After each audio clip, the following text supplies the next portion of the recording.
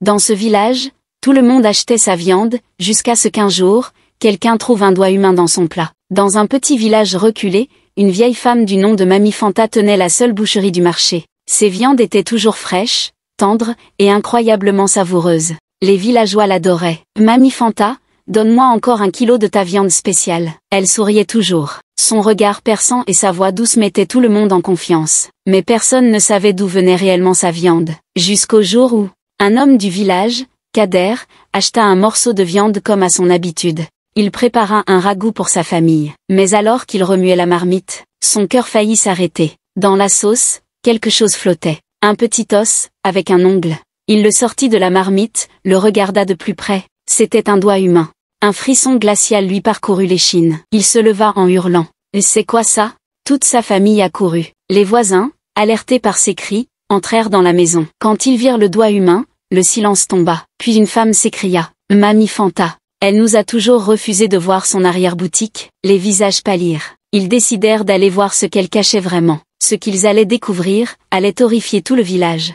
Abonnez-vous pour ne pas rater la partie 2. Chaque nuit, sa femme disparaissait pendant des heures. Un soir, il a décidé de la suivre, et ce qu'il a découvert l'a hanté pour toujours. Depuis quelque temps, Oumar remarquait quelque chose d'étrange chez sa femme, Sira. Chaque nuit, elle se levait silencieusement et quittait la maison. Quand il lui demandait où elle allait, elle répondait simplement « Je vais prendre l'air, tu sais bien que je dors mal. » Mais Oumar savait que c'était un mensonge. Un soir, il décida de la suivre. À pas feutrés, il la vit s'enfoncer dans la forêt, pieds nus, vêtue d'un simple pagne blanc. Son cœur battait fort. Pourquoi allait-elle seule dans la forêt en pleine nuit? Il marcha à distance, caché derrière les arbres. Sira avançait, comme guidée par une force invisible. Après plusieurs minutes, elle arriva dans une clairière. Oumar s'arrêta net. Autour d'elle, des silhouettes encapuchonnées se tenaient en cercle, murmurant des paroles incompréhensibles.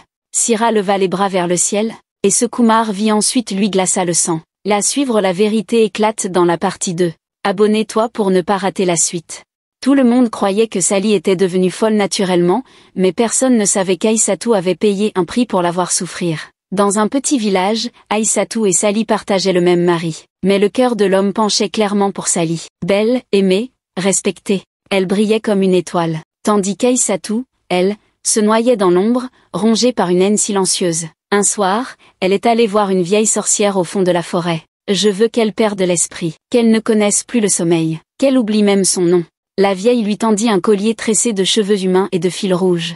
Cache-le sous son matelas, et regarde la folie la ronger. Mais souviens-toi, ce que tu envoies dans ce monde, revient toujours. Aïssatou le fit sans hésiter. 3 jours plus tard, Sally commença à parler seule, à rire sans raison, à pleurer face au vide. Et chaque nuit, elle criait « Arrête de me suivre ! Sors de ma tête, je brûle, je brûle. » Le village entier parlait de possession, de malédiction, mais Aïssatou, elle, souriait en silence. La vidéo complète est disponible sur ma chaîne YouTube.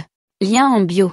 Jusqu'où iriez-vous pour devenir riche? Lui, il a choisi l'impensable, sacrifier sa propre mère. Dans un village paisible, Yao, un jeune homme pauvre, rêvait d'une vie de richesse et de luxe. Lassé de sa vie misérable, il chercha l'aide d'un marabout réputé pour exaucer les souhaits les plus sombres. Une nuit, sous la pleine lune, il s'aventura dans la forêt interdite où vivait le marabout. Celui-ci l'écouta en silence, avant de lui dire d'une voix grave. La richesse a un prix, Yao. Es-tu prêt à payer? Sans hésiter, Yao répondit oui. Mais il ne s'attendait pas à la demande suivante. Sacrifie la personne qui t'aime le plus, et la richesse sera tienne. Choqué, il hésita. Mais l'image d'une vie dorée l'obsédait. Il réalisa que la personne qu'il aimait le plus était sa propre mère, une femme qui avait tout sacrifié pour lui. Va-t-il franchir cette ligne interdite? Abonnez-vous pour découvrir jusqu'où il ira dans la partie 2.